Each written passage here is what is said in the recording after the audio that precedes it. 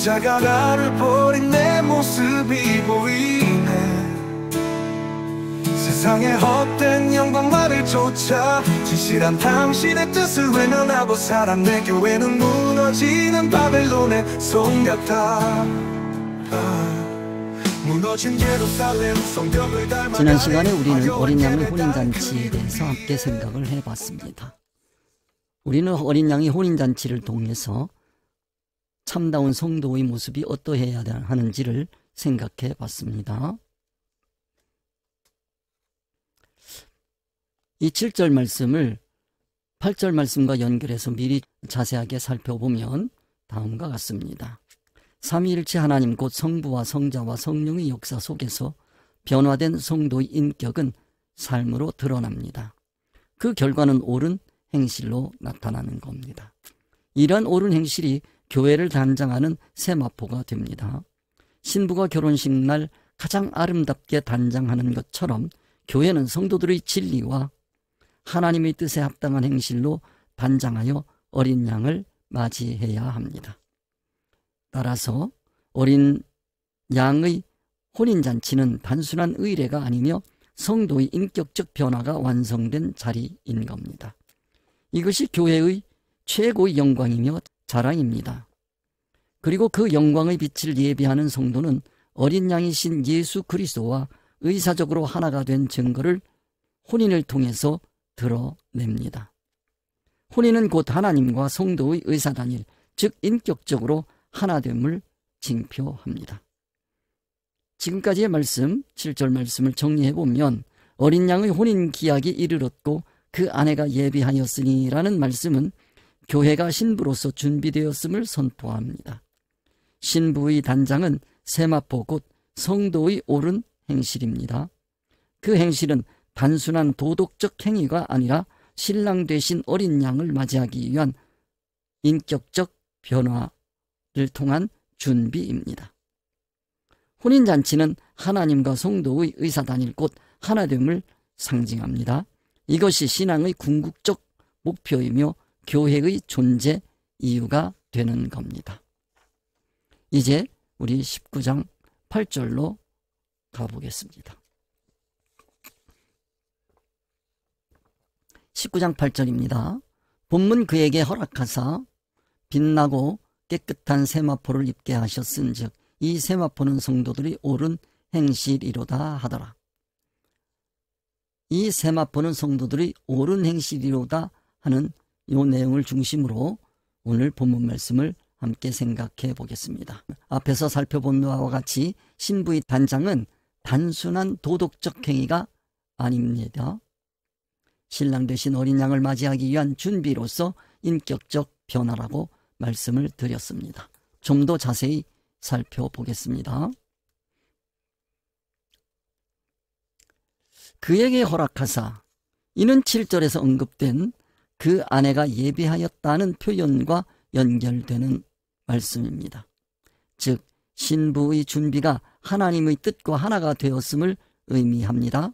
만일 그 준비가 세속적이라면 하나님께서 허락하실 리가 없습니다.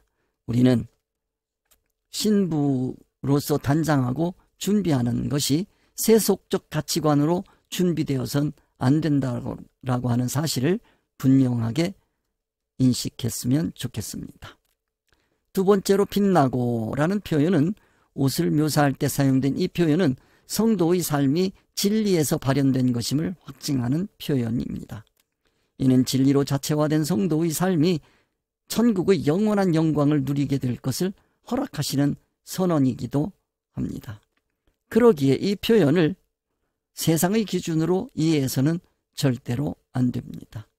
세상 가치관으로 이해해서는 안 된다는 말씀입니다. 하나님의 의사성인 진리 이치로 우리는 이 말씀을 이해해야 되겠습니다. 빛나고 하는 것은 천국의 호화로운 삶의 모습을 표현하는 겁니다.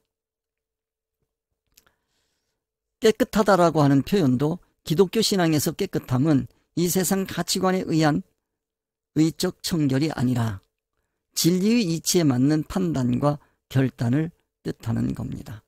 이는 하나님 영광을 위해 행하는 성도의 삶을 구성하는 옳은 행실을 상징하는 표현입니다.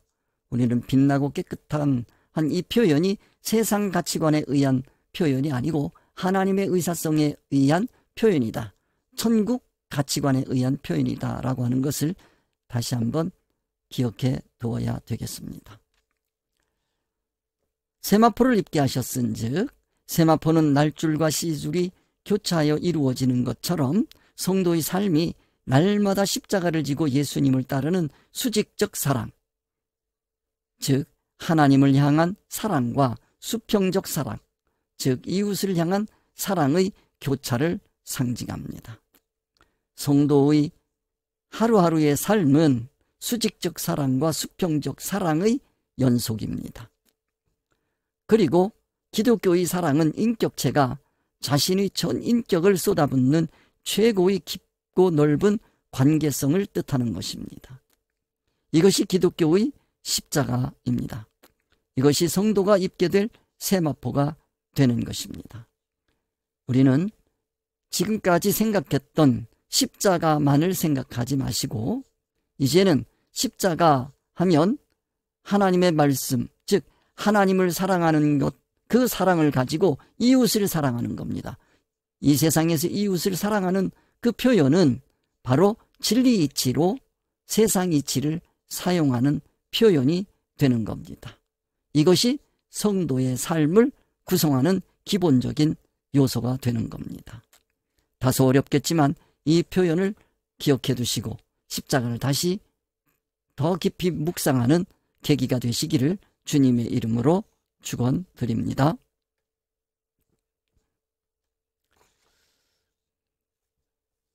다시 한번 강조해서 이 세마포에 대해서 말씀을 드리겠습니다. 날마다 십자가를 지고 주님을 따르는 삶이 곧 성도의 옳은 행실임을 분명히 말씀하십니다. 그러므로 성도의 옳은 행실은 진리에 맞느냐를 따지는 차원을 넘어서는 표현입니다. 이제 그런 차원을 넘어서 진리로 연결어진 인격체가 그리스도 안에서 깊은 관계를 맺어가는 것을 뜻합니다. 기독교의 신앙은 단순히 진리를 가지는 것이 아니라, 진리에 맞추는 것이 아니라 진리로 임시 세상 이치를 사용하며 살아가는 삶을 뜻한다. 즉 그것을 우리는 신앙생활이라고 합니다.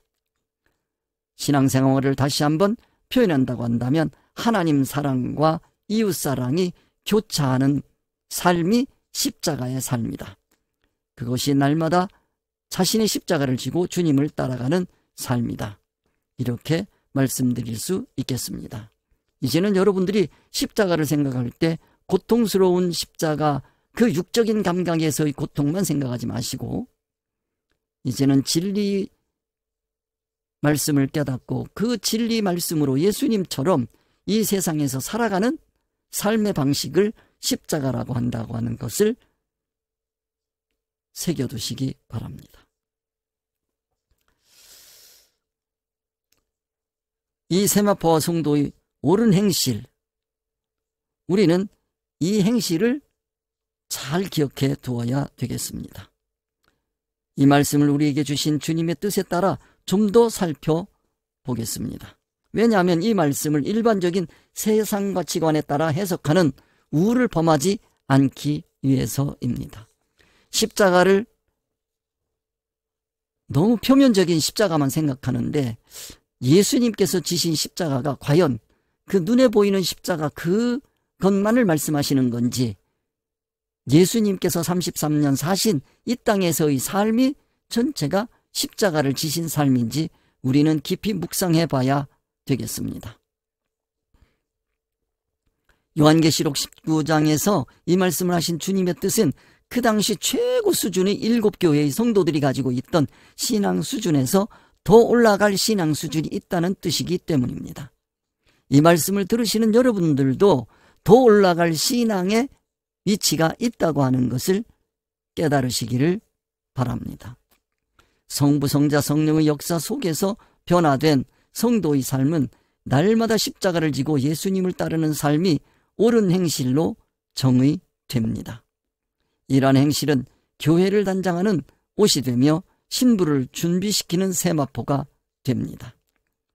교회의 최고의 영광은 바로 성도들이 날마다 십자가를 지고 예수님을 따르는 삶이 됩니다.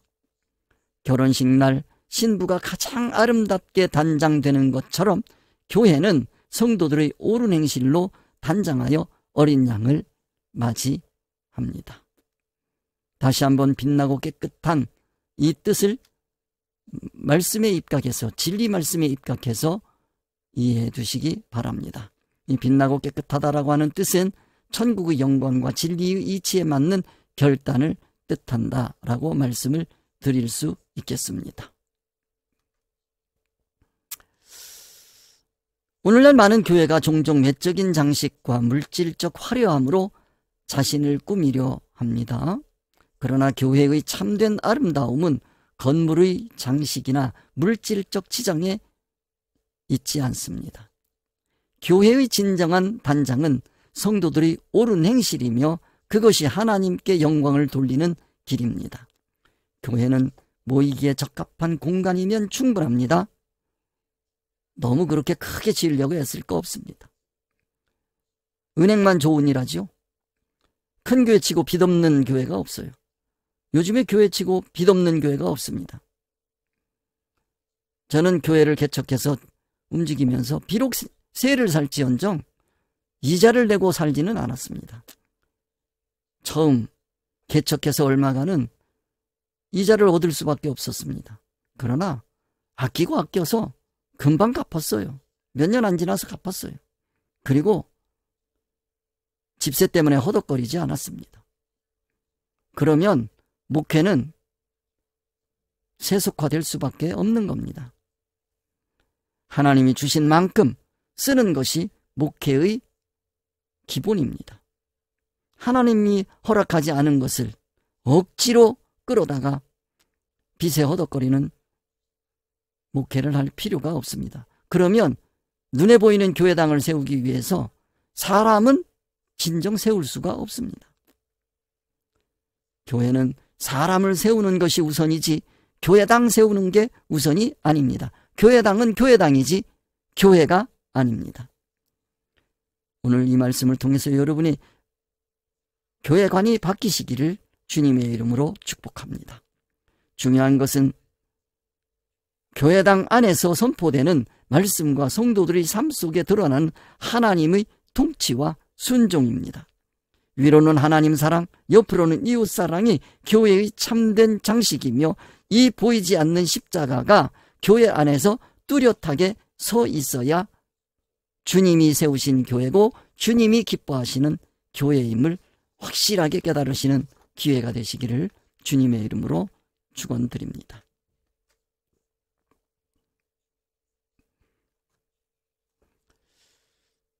오늘날 많은 교회가 종종 외적인 장식과 물질의 화려함으로 장식을 꾸미려고 하는 그 신앙의 본질에서 떠나서 이제 신앙이 세속화된 것을 넘어서기 위해서 교회가 나아가야 할 방향을 살펴보겠습니다. 성도는 세상과 경쟁하거나 싸우는 것이 아니라 예수 그리스도를 목표로 삼아 그분을 닮아가기 위해서 자신과 경쟁해야 하며 싸워야 하는 겁니다. 예수님이 33년의 삶은 유한한 인간의 모습 속에서 무한한 구원이 지인 진리를 세우기 위해서 싸움의 대상을 명확히 하는 사건인 것입니다. 그 교훈입니다. 즉 성도들 자신 안에 있는 죄성인 임시성과 싸움을 계시를 통해서 드러낸 사건입니다. 그래서 껍데기 예수만을 강조하면 거짓 예수가 생겨납니다. 참된 신앙은 예수의 삶을 통해서 그리스도를 바라보고 그리스도를 통해 하나님과 하나 되는 데 있다고 하는 것을 기억하시기 바랍니다.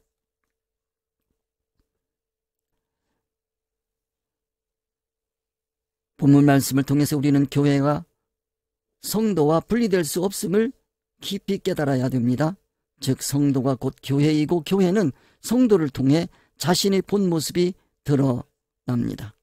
교회는 어린 양과 의사 단위를 이루는 신부이며 성도들의 옳은 행실을 그 신부의 단장이 됩니다. 즉 예수 그리스도를 통해 하나님과 하나 되는 것이 곧 교회의 목적이며 성도가 신앙생활하는 삶의 목표입니다. 이것이 세마포는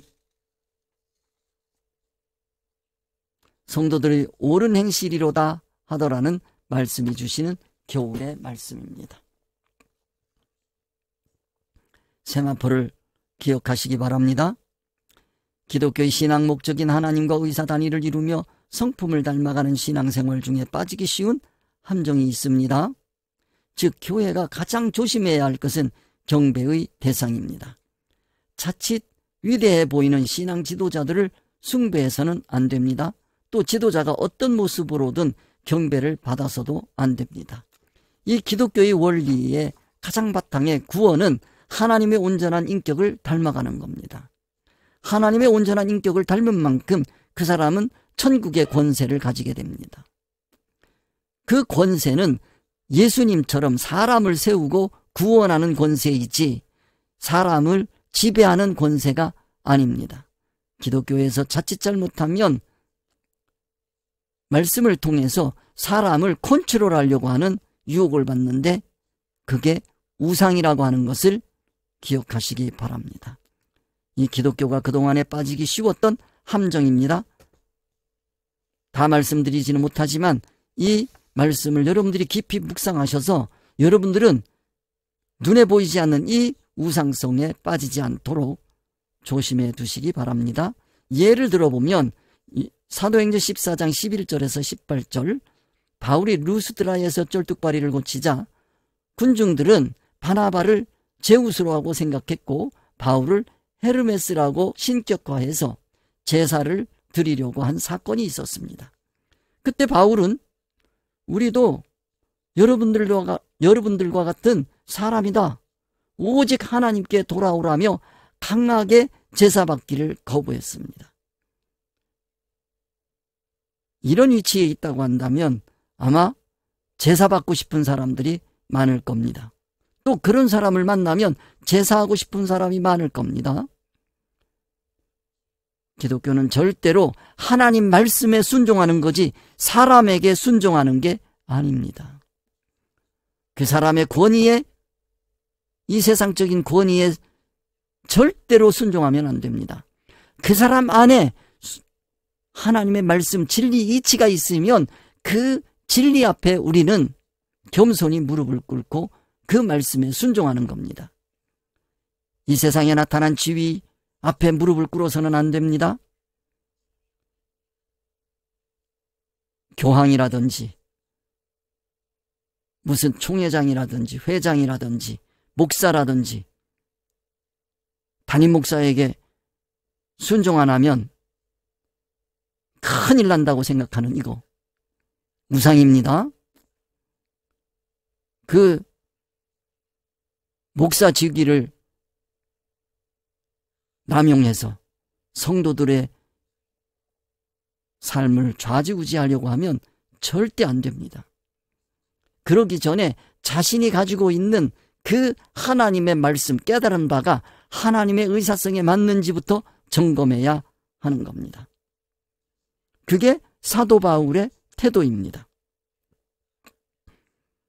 사도 바울은 자신을 섬기려고 하는, 제사하려고 하는, 신격화하는 그 사람들에게 자신들이 복음을 전한 것은 그러한 헛된 일을 버리고 하나님께로 돌아오게 하려 하는 것이라고 말씀했습니다. 그들의 영적인 무지함을 깨우쳐 준 겁니다. 이 정신이 분명히 있는데 교회가 요즘에 보면 우상이 너무 난무하고 있습니다. 이 구절은 바울의 유일한 신관과 우상숭배 거부를 명확히 보여줍니다. 예수님께서 이 땅에 오신 목적은 성도를 하나님과 하나 되게 하는 데 있으며 그리스도의 본질은 하나님의 형상을 이루어가는 데 있습니다. 따라서 예수의 이 땅의 삶만을 강조하며 그리스도를 배제하면, 즉 예수에게서 그리스도 성을 빼면 그런 얘기입니다. 그것은 우상 숭배로 전락할 수 있습니다. 우리는 예수님이 그리스도와 하나라고 하는 것을 믿기 때문에 예수 그리스도를 믿는 거지 예수님을 믿는 게 아니에요. 참된 경배는 오직 하나님께 드려져야 하며 성도는 그리스도를 통해 하나님과 하나 되는 길을 걸어가야 합니다. 성도는 자신이 행하고 있는 신앙생활의 근거가 그리스도인지 끊임없이 점검해야 하는 겁니다. 이러한 확신이 없으면 신앙은 헛사는 겁니다. 그거는 천국과 연결되지 않는 삶입니다. 우리가 경배해야 할 대상은 오직 창조주 하나님 한 분뿐임을 다시 한번 강조드립니다. 오늘 말씀을 정리하겠습니다. 어린 양의 혼인계약이 이르렀고 그 아내가 예비하였으니 라는 말씀은 교회가 신부로서 준비되었음을 선포하는 내용입니다. 신부의 단장은 세마포 곧 성도의 옳은 행실입니다. 세마포 말씀드렸습니다. 십자가입니다. 성도는 날마다 살아가는 삶이 십자가의 실천입니다. 그 행실은 단순한 도덕적 행위가 아닙니다. 신랑 대신 어린 양을 맞이하기 위한 준비가 되는 것입니다. 날마다 제 십자가를 지고 나를 쫓으라고 하신 예수님을 따라가는 삶입니다. 혼인잔치는 하나님과 성도의 의사단일 곧 하나됨을 상징합니다. 이것이 신앙의 궁극적 목표이며 교회의 존재 이유입니다.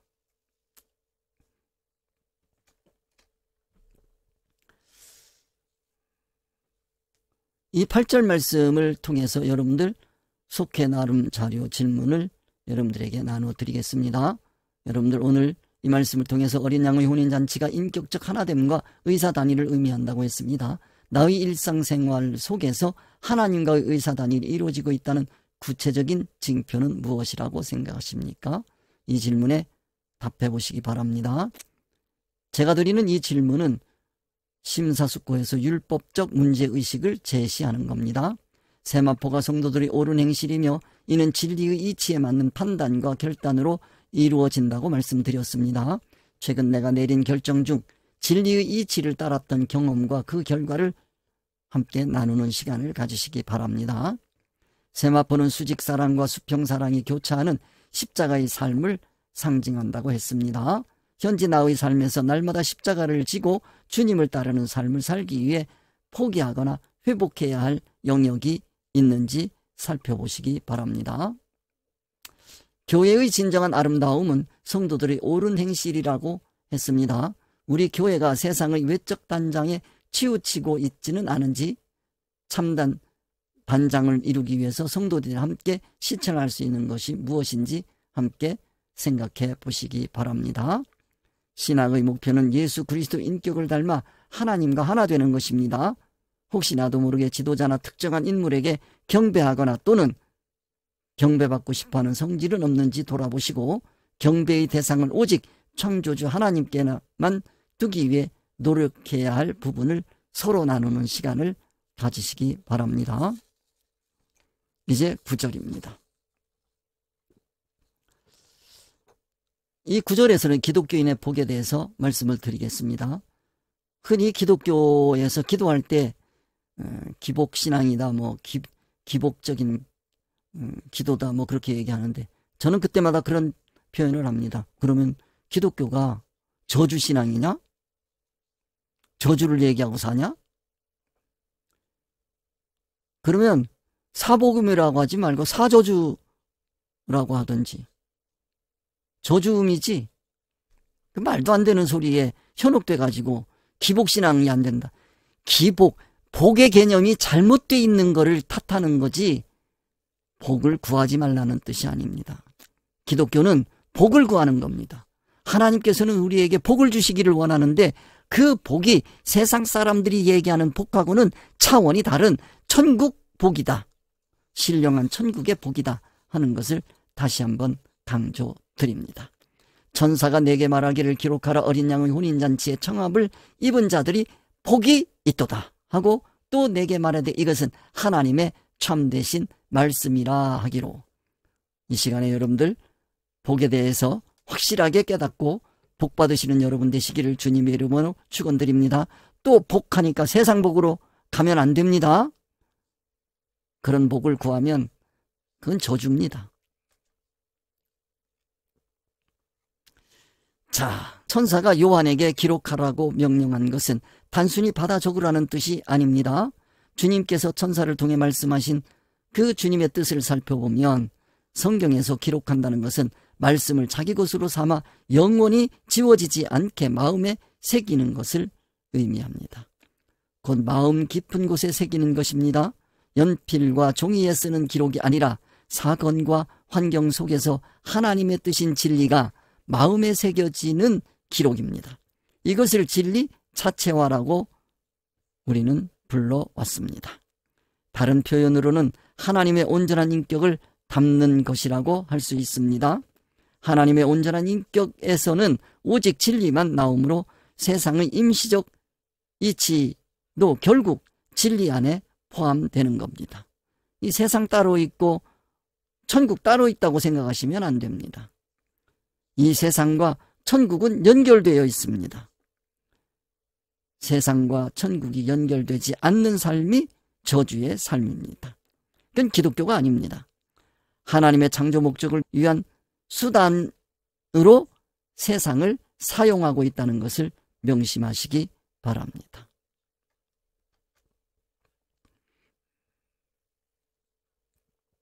사건과 환경을 통해 말씀을 깨닫고 그 교훈을 삶 속에 새기는 것이 참된 기록입니다. 천사는 피조물이지만 말씀과 진리로 충만한 존재였기에 요한은 천사를 보며 예수 그리스도를 보는 듯한 감동을 받았습니다. 그러나 천사는 경배의 대상이 아닙니다. 천사 피조물입니다. 천사도 그리스도의 증거를 가진 종이며 형제와 같은 존재입니다.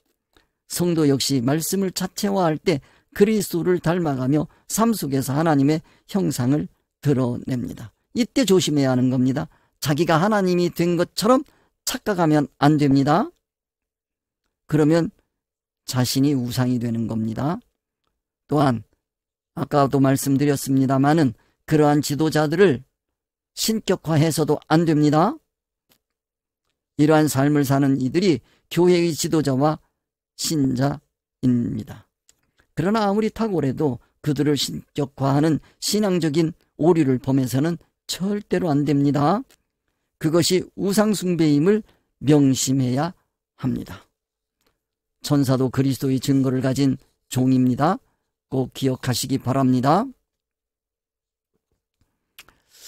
어린 양의 혼인잔치는 교회가 치르는 잔치입니다. 여기에 청함을 입은 자들은 성도들로서 예복을 입고 신부의 단장을 돕는 자들입니다. 결혼식에서 신부 옆의 둘러리가 신부를 빛내는 것처럼 성도들의 옳은 행실은 교회를 빛내고 단장하게 된다는 것이 지금까지 드린 말씀입니다. 따라서 혼인잔치에 청함을 입은 자들이야말로 가장 복 있는 사람들입니다. 기독교의 복을 이해를 해야 합니다. 왜냐하면 그들은 하나님의 뜻에 꼭 맞는 성도들이기 때문입니다. 이 사람들이 복된 자들이라고 본문 말씀은 분명하게 선언하고 있습니다. 우리는 기독교의 복된 자들이 어떤 자들인지 기억을 해야 되겠습니다. 교회와 성도는 분리될 수 없습니다. 교회와 성도는 하나입니다. 교회는 성도를 통해 드러나고 성도는 교회를 통해 하나님의 뜻을 실현합니다. 따라서 세상의 물질성으로 겉모습만 꾸민 교회는 주님이 세우신 참된 교회가 아닙니다. 참된 교회는 성도들이 삶 속에서 하나님의 형상이 드러나는 곳입니다. 계시록 19장 8절에서 본 것처럼 성도의 옳은 행실이 교회의 참된 단장이며 이것이 어린 양의 혼인잔치에 참여할 자격입니다. 세속의 가치관으로는 그 잔치에 참여할 수 없습니다. 성도의 옳은 행실은 단순한 도덕적 선악을 넘어서서 하나님의 온전한 인격적으로 무장된 성도가 자신의 전 인격을 쏟아부어서 형성하는 관계성인 겁니다. 성경은 이를 사랑이라고 부릅니다. 그래서 기독교는 사랑의 종교인 겁니다. 교회는 관계성입니다. 옳은 것을 행하는 의적 행위의 진리에 맞는 삶, 그것을 초월해서 그걸 가지고 인격화해서 인격화된 그것으로 서로 깊은 관계를 맺어가는 것이 교회입니다.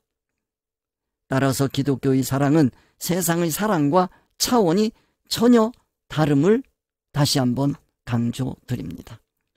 기독교의 사랑을 세상 사랑과 착각해서는 절대로 안 되겠습니다.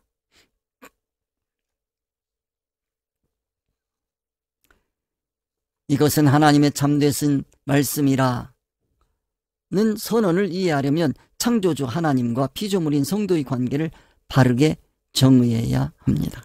교회는, 성도는 하나님과 올바른 관계를 얘기하는 겁니다.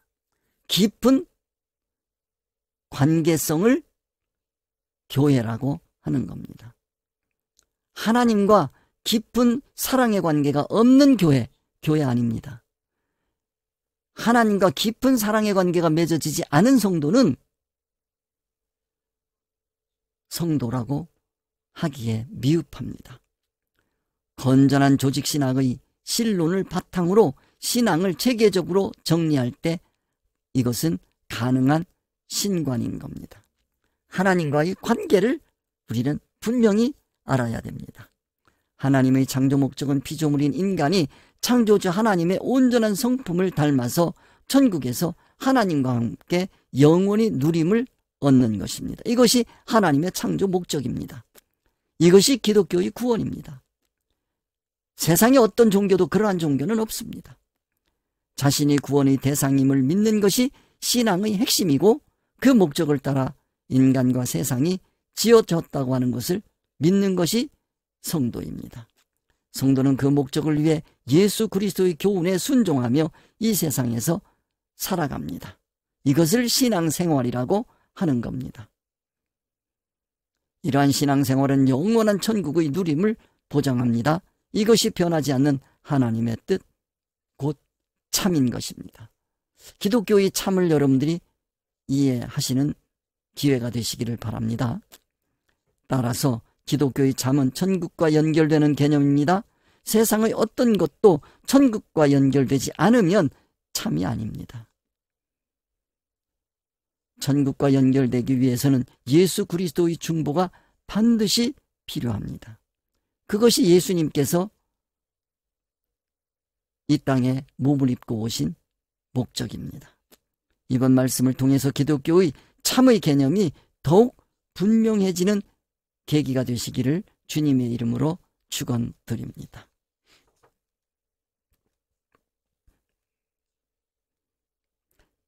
기록하라는 말씀은 단순한 기록이 아니라 삶 속에서 말씀을 새기고 자체화하라는 명령입니다.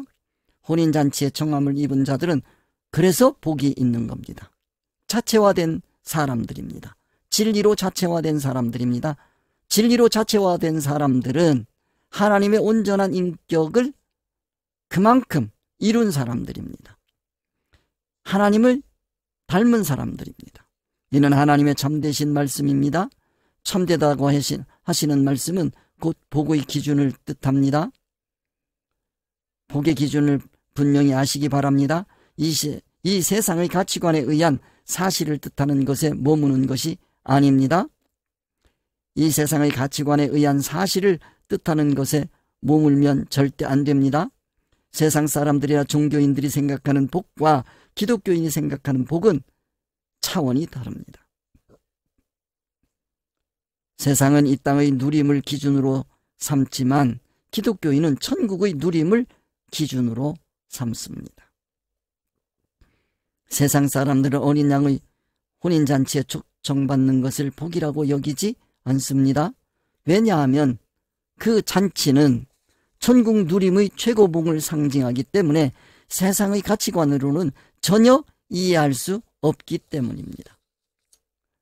그렇다면 성도들 가운데 하나님의 이 초청을 참된 복이라고 여기는 사람이 얼마나 되겠습니까? 진리의 말씀을 깨닫고 진리의 말씀으로 무장된 사람이 아니면 이 복을 감지할 수 없습니다. 느끼지 못합니다. 오히려 그러한 삶을 답답한 삶, 저주받은 삶으로 생각할 수도 있습니다. 성도의 옳은 행실이 교회를 단장하고 교회는 어린 양을 맞이하는 신부가 되어야 합니다. 이 모든 것은 세상 개념이 아니라 천국 개념입니다. 오늘 말씀을 통해 참된 세계인 천국을 예비하는 복된 여러분이 되시기를 축원합니다.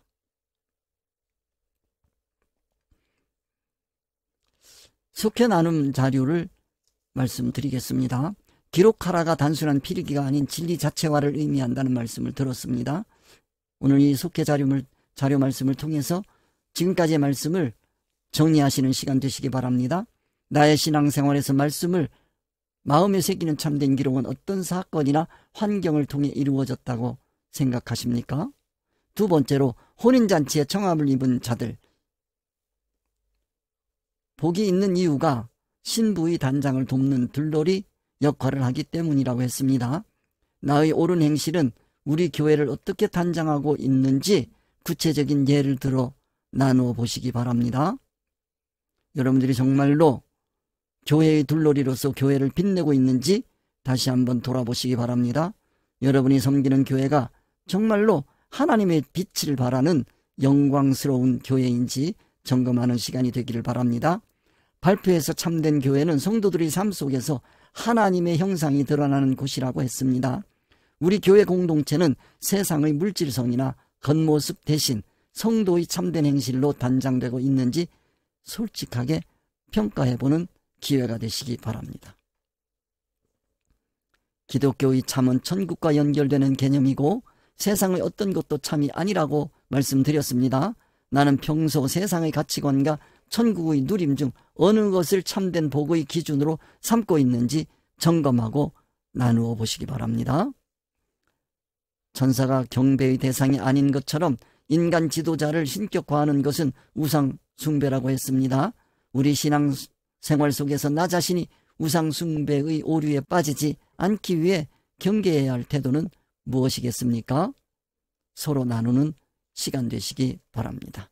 이러한 질문을 통해서 여러분의 신앙이 한층 더 진리로 성숙하는 계기가 되시기를 주님의 이름으로 축복합니다. 수고하셨습니다. 우리 주님 가르쳐 주신 기도로 하나 되는 시간 있습니다. 하늘에 계신 우리 아버지여, 이름이 거룩히 여김을 받으시오며 나라의 임하옵시며 뜻이 하늘에서 이루어지는 것 같이 땅에서도 이루어지리이다. 오늘날 우리에게 이르는 것을 주시고 우리가 우리에게 죄 지은 자를 사하여 주시고 우리 죄를 사하여 주시고 우리를 시험에 들게 하지 마시고 하나님께서 나라와 권세